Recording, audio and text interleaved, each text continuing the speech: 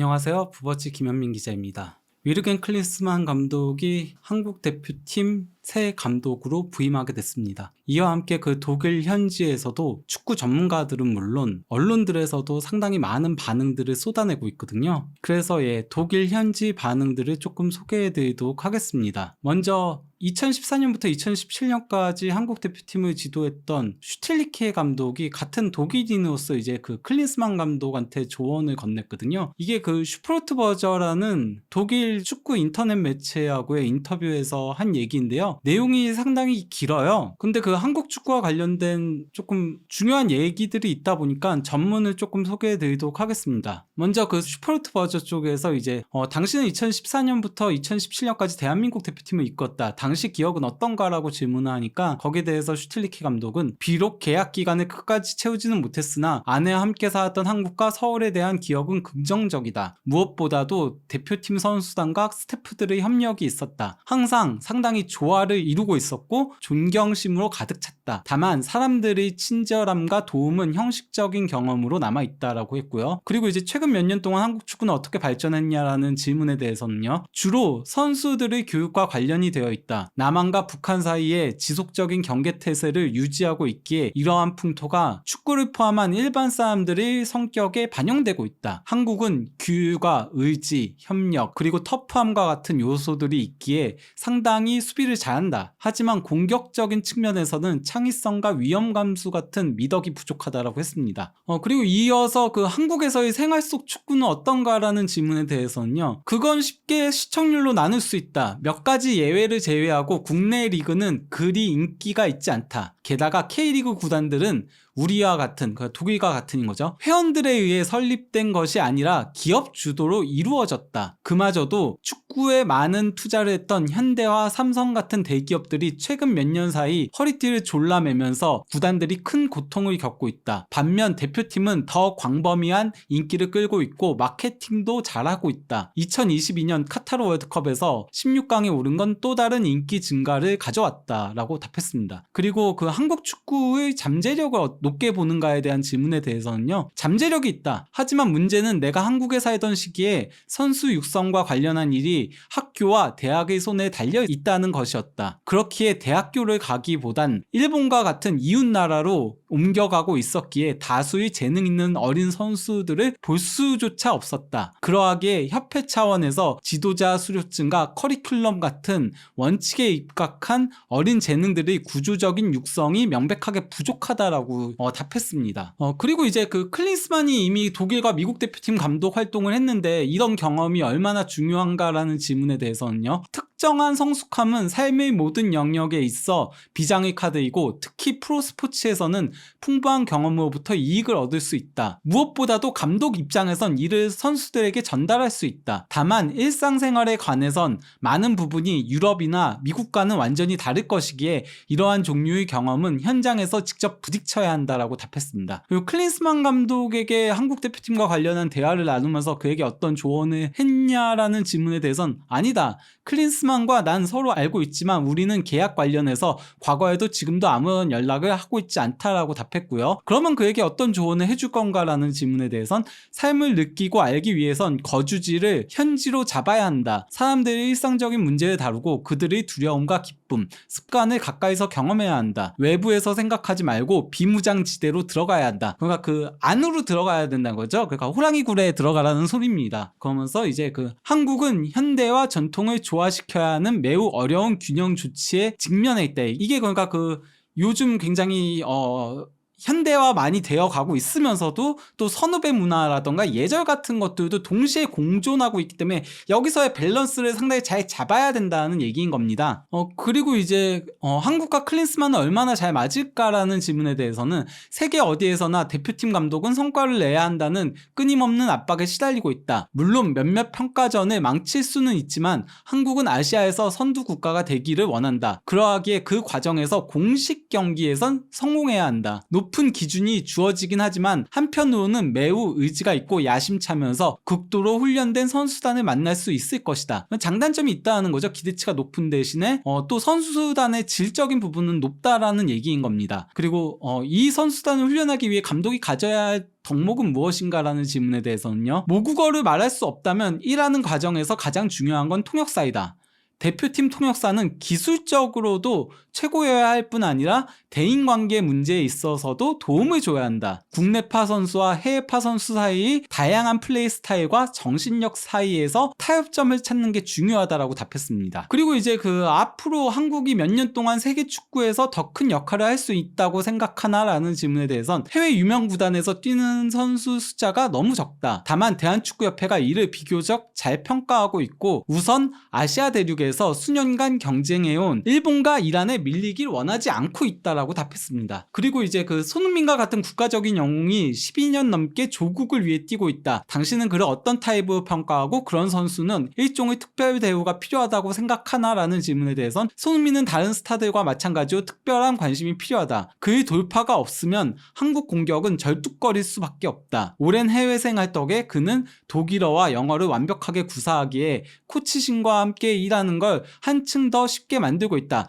그는 매우 잘 자랐고 가정적인 타입이다라고 답했습니다. 그러니까 특별 대우가 필요하다는 건 아니고요. 손흥민의 역할이 경기장 안에서도 중요하고 경기장 밖에서 의사소통에서도 중요하기 때문에 부상 관리 같은 것들이 매우 중요하다라고 하는 거죠. 거기다 손흥민 선수의 인성을 칭찬을 하고 있는 거고요. 그리고 이제 분데스리가에서 뛰고 있는 한국 선수는 정우영과 이재성 두 명이 전부다. 당신은 분데스리가가 앞으로 한국 선수들에게 있어 한층 더 흥미를 끌 것이라고 생각하나? 라는 질문에 대해서는 그냥 독일 감독이 부임했으니까 분데스리가가 더 관심도가 올라가겠냐라는 질문인 거거든요. 여기에 대해서 한국 리그는 재정적인 기반이 튼튼하지 않기에 외국 구단과 선수들에 대한 흥미는 항상 있어 왔다. 한국 선수들의 첫 번째 기항지는 지리적 근접성과 문화적 유사점으로 인해 일본으로 향하는 경우들이 많다. 하지만 2022년 월드컵 당시 한국 대표팀에서 유럽 구단과 계약 중인 선수가 7명이었다 라고 하면서 이제 일본으로 많이들 가고 있긴 하지만은 그래도 유럽으로 진출하는 선수들의 숫자가 늘어나고 있다는 얘기인 겁니다. 그리고 이제 오는 여름에 아시안컵이 열린다. 한국은 이런 아시아 대항전에서 항상 우승 후보 중 하나로 거론되나? 라는 질문에 대해서는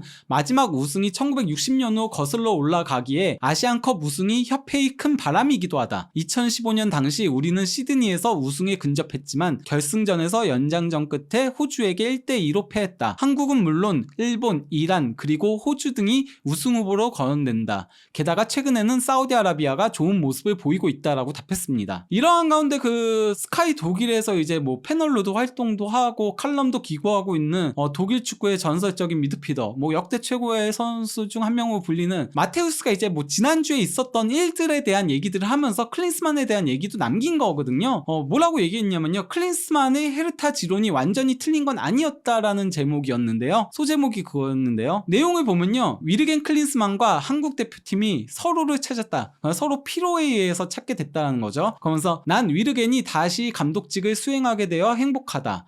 카타르 월드컵에서 그를 자주 만나 축구에 대해 이야기를 나눴다. 그는 축구에 대해 많은 생각을 가지고 있었고 오늘날 확인할 수 있는 헤르타 시절 그의 지론 중 일부는 완전히 틀린 게 아니었다. 이 얘기는 뭐냐면요, 그러니까 헤르타 시절에 좋았던 건 아니었지만은 헤르타가 내부적으로도 문제가 많고 현재 성적도 계속 강등권 왔다 갔다 하고 있잖아요.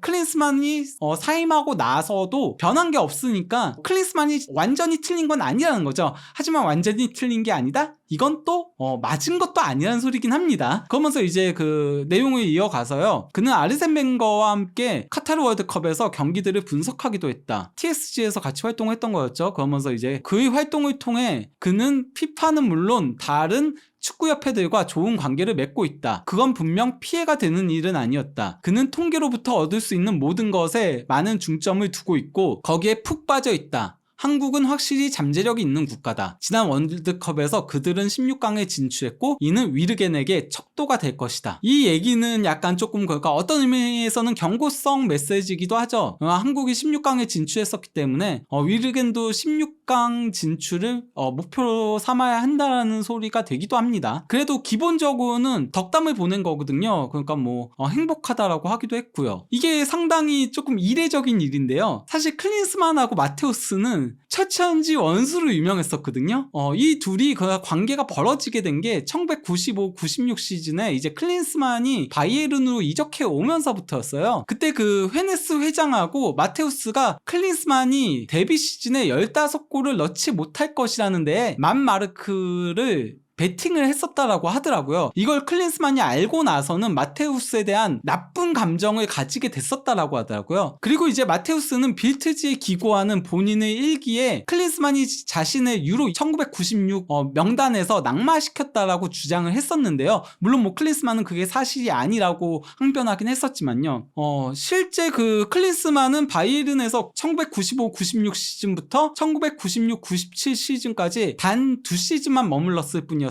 마테우스와의 관계가 안 좋다 보니까 결국은 금방 팀을 떠날 수밖에 없었던 거죠. 그리고 이제 마테우스는 사실 1994년까지는 계속 팀의 주장직을 맡았었거든요. 그러다가 이제 1995년에 아킬레스 부상이 당해가지고 이제 그 가을까지 결장을 했었어요. 근데 이제 1995년 10월이 와서도 독일 대표팀에 승선하지 못했었거든요. 그러면서 유로 1996까지 가지 못했었는데 물론 그때 그 마테우스의 역할을 할 수 있는 잠머가 있다 보니까 그래서 이제 마테우스를 선택하지 않았던 부분도 있긴 하지만은 클린스만의 입김이 크게 작용했다는 얘기들이 많았었거든요. 그것 때문에 이제 마테우스가 유로 1996에 올라가지 못했었는데 문제는 잠머가 1996년에 유로 우승까지 하고 발롱도르까지 수상을 했었는데 그러고 나서 큰 부상을 당해가지고 조기에 은퇴를 하게 됐어요. 그러면서 잠머가 없으니까 다시 마테우스가 대표팀에 복귀했고 그러면서 둘이 불편한 관계 속에서 1998년 월드컵까지 나갔었고 그때 그래서 독일 대표팀이 8강에서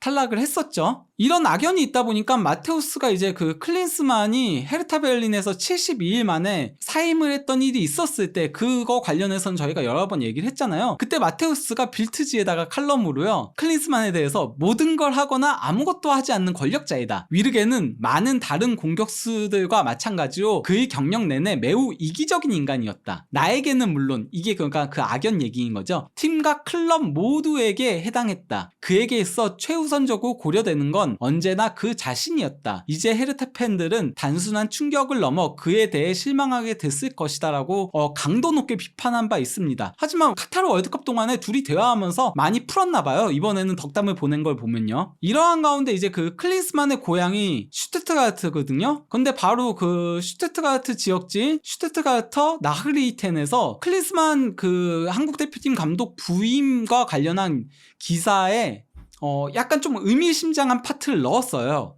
뭐냐면요.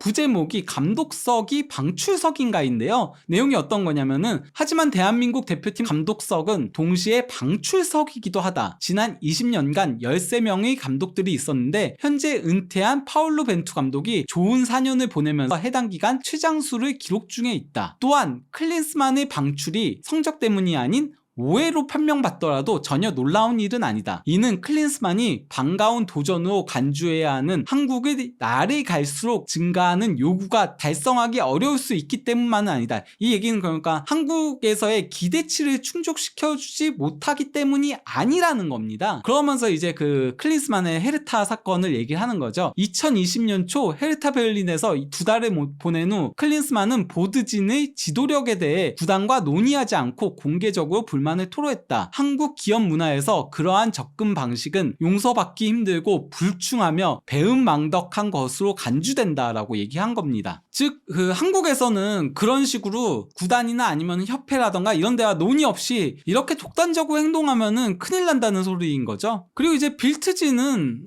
클린스만 감독 부임과 관련해서 소제목을 놀라운 감독 복귀라고 했어요. 즉 그리고 빌트지만이 아닌 많은 독일 언론들이 이 놀라운 감독 복귀를 타이틀로 많이 달았어요. 클린스만이 약간 좀 독일 쪽에서는 신뢰를 많이 잃다 보니까 이런 표현들을 쓰는 거죠. 이러한 가운데 그 엘프 프로인데라는 독일의 잡지가 있거든요. 유명 잡지인데 여기가 좀 코믹한 글들도 많이 써요. 잡지다 보니까 아무래도 말랑말랑한 글들을 많이 쓰는데 거기서 이제 그 클린스만 감독 부인과 관련해가지고 다소 코믹 글을 올리긴 했거든요. 조금 검어서 이제 굉장히 풍자성으로 신랄하게 조금 시니컬하게 글을 적은 게 있는데요. 제목이 어떤 거냐면요, 한국 축구 팬들에게 클린스만에 대해 알아야 할 11가지라고 해가지고 세계 축구에서 가장 흥미로운 프로젝트입니다. 이거는 바로 그 클린스만이 헤르타 베를린 감독에 부임했을 때 썼던 문구를 그대로 가져온 겁니다. 그러면서 한국 축구 팬들이 클린스만에게 기대할 수 있는 것, 한국이 새로운 대표팀 감독 클린스만을 구했다. 그러하기에 우리는 한국 축구 팬들에게 무엇을 기대해야 하는지 빠르게 설명하고자 한다. 그런 의미에서 하하하 당신의 위르겐입니다. 그러면서 이제 그 11가지를 소개를 한 건데요. 어떤 게 있냐면요, 순서대로 보면요,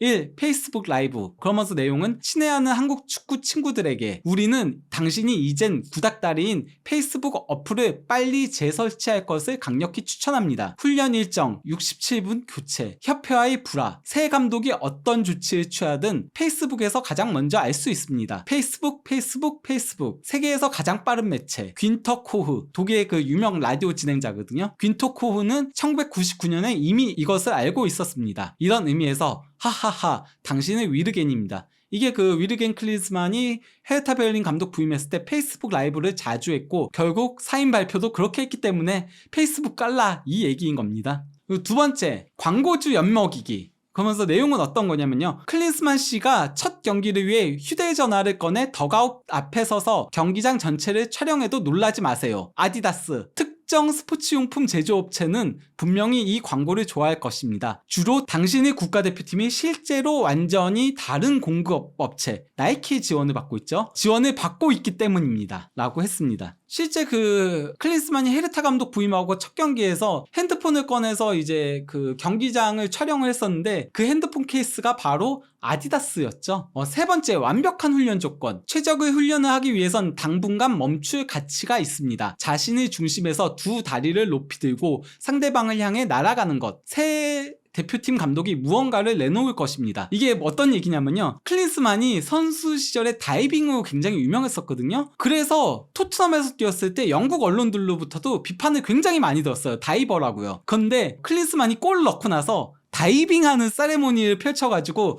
더 화제가 됐던 적이 있거든요. 그리고 훈련할 때도 이런 장면을 연출하기도 했었고요. 그래서 그거 관련해가지고 이제 글을 올린 거고요. 4. 다이어리. 클린스만은 자신의 일을 매우 진지하게 생각하기 때문에 자연스럽게 자신의 선수들에 대해 가장 우호적인 내용만 일기로 씁니다. 더 이상의 가치가 없으니 계약이 만료되도록 하라. 훌륭한 주전 선수지만 미래를 위한 부가가치는 없다. 너무 늙어서 고통을 받을 능력조차 없다. 피할 수 없는 휴식. 경질을 의미하는 거죠. 이 발생한 후 갑자기 관련 내용들이 타블로이드 신문 기사를 통해 쏟아져도 놀라지 마세요. 뒤에 계산은 전혀 없어요. 윙크. 이게 어떤 얘기냐면요, 클린스만이 헤르타 감독 사임하고 나서 헤르타 선수들에 대해 평가한 일기장이 유출된 적이 있거든요. 거기에 뭐 이 선수는 너무 늙어서 가치가 없다, 이 선수는 더 이상 발전할 가능성이 없다, 이런 식의 글들이 적혀 있었기 때문에 그거에 대한 이제 비아냥을 된 거라고 할 수 있겠습니다. 그리고 5번, 바쁜 코치들. 원뿔을 그라운드 위에 늘어놓을까요? 경기 포메이션을 설명할까요? 선수들이 모여있는 가운데 투엘과 숀 파커의 싸움을 묘사하고 있을 겁니다. 이게 어떤 얘기냐면요, 토마스 투엘 마인츠 감독을 했었죠, 과거에. 숀 파커도 마인츠의 공격수였거든요. 둘이 마찰이 많았었기 때문에 그거를 이제 비꼰 거라고 볼 수 있겠습니다. 그러면서 클린스만 씨는 손을 더럽히지 않아요. 그리고 대신 열심히 일하는 코치들을 보냅니다. 수석 코치를 눈여겨볼 가치가 있습니다. 그가 세계 챔피언이 될 수도 있어요. 바로 레브를 얘기하는 거죠. 그의 이름이 알렉산더 누리가 아니라면요. 누리는 그 헤르타 당시의 수석 코치였거든요. 그 롱볼 축구를 하는 감독이기 때문에 어쨌건 그런 얘기를 남긴 거고요. 6번째, 친애하는 스폰서님들은 조심하세요. 지역 후원자들에게 카드보드 같은 걸 놓는 것에 대해 경고할 가치가 있습니다. 그럴 만한 이유가 있어서. 이게 뭐냐면요, 클린스만이 이제 그 바이에른에서 선수 뛰었을 때 이게 1996-97 시즌으로 기억을 하는데요, 산요가 스폰서여가지고 대형 건전지 구조물을 이제 경기장에 올려놨었는데 클린스만이 그걸 골을 넣지 못하고 교체아웃 됐을 때 화가 나가지고 뻥 찼었거든요. 그래서 무리를 일으켰던 적이 있기 때문에 그것 때문에 이제 올린 거고요. 7번 헬기장을 설치하는 게 좋겠어요. 위르겐 클린스만은 헬기를 타고 훈련장으로 날아가는 걸 좋아하기 때문이죠. 미국 축구협회의 동료들은 그들의 귀중한 경험을 도울 수 있어야 합니다. 실제 그 미국에 있을 때 헬기 타고 돌아다니는 걸 좋아했었기 때문에 그래서 이런 얘기를 한 거고요. 8번 절제된 위르겐 클린스만은 건강하고 현실적인 방법으로 그의 환경과 과제를 평가하는 것으로 유명합니다. 그러니 잠시 익숙해진 그가 기자회견에서 대한축구협회를 세계축구에서 가장 흥미로운 프로젝트라고 표현해도 놀라지 마세요. 이거 그 헤르타 부임했을 때 했던 발언이라고 한 거죠. 그리고 9번 그는 캘리포니아에 삽니다. 기자회견 얘기가 나와서 말인데요. 최고의 미국식 영어를 즐기세요. 미묘한 슈바벤의 억양, 슈투트가르트 악센트를 얘기하는 겁니다. 그가 그 사투리를 얘기하는 겁니다. 화려한 1분짜리 설명, 다소 평범한 중앙 수비수의 자질에 대한 이라고 한 겁니다. 그리고 10번 과대망상증. 어느 쪽인가 하면 몽상을 하는 쪽에 가깝습니다. 헤르타 베를린 팬들은 클린스만이 마인츠와의 홈경기에서 1대3으로 패한 후 실제로 강등권 싸움에서 무릎까지 차올랐을 당시 어떻게 다음 시즌 팀이 이런 무대에서 뛸 수 있는지 생각하면서 언론의 모습을 드러냈는지 기쁘게 말할 수 있을 것입니다. 실제 그가 유럽 대항전을 우리는 노리고 있다 이런 얘기들을 해가지고 그래서 조금 놀림을 받았던 거에 대한 얘기인 거거든요. 근데 이때는 헤르타가 투자를 엄청나게 했던 시기긴 하죠. 그리고 이제 그 클린스만 옆에 있는 시계 보고 있는 사람이 누리입니다. 그리고 마지막으로 메이커. 책임을 회피할 수 있는 사람은 없습니다. 오후 5시에 펜을 떨어뜨릴 사람은 아무도 없어요. 클린스만은 열쇠만 원하는 게 아니야 열쇠 뭉치를 원하는 겁니다. 그래서 몇 주 뒤 감독이 기술 코치, 유소년 코디네이터, 장비 담당관, 그리고 여행 매니저까지 한 사람이 할 수 있는지 묻는 건 지극히 정상적인 일이라고 할 수 있습니다. 그리고 만약 그것이 불가능하다면 즉시 당신의 가방을 다시 싸겠다고 위협하겠죠. 헤르타로 그냥 갔던 거 그거 얘기하는 겁니다. 그런 의미에서 즐기세요. 행운을 빕니다. 라고 했습니다. 이러한 가운데 그 투토 메르카토 웹에서는 스트링가라가 이제 클린스만 감독의 코치가 될 가능성이 있다라는 보도를 냈습니다. 물론 뭐 투토 메르카토 웹은 그렇게 막 공신력이 높은 곳은 아니에요. 그리고 여기 외에 다른 곳에서 나오지 않았기 때문에 뭐 이건 조금 걸러 들을 수는 있긴 하지만은 그래도 코칭 스태프와 관련한 보도가 처음 나온 거기 때문에 소개를 해드리는 겁니다. 내용은 뭐냐면요. 파울로 스트링가라가 대한민국 대표팀 신인 감독에 오른 위르겐 클린스만의 스태프로 참여할 가능성이 있다. 그는 과거 리보르노와 페루자, 포지아에서 코치를 지냈고 클린스만이 미국 대표팀 감독이었을 때 같이 일한 적이 있다. 근데 이때 그 코치는 아니었던 것 같아요. 제가 그 미국에서 그 일하고 있는 기자들한테도 물어봤는데 스트링가라가 직접적으로 일한 적은 없다라고 얘기했거든요. 그러니까 아마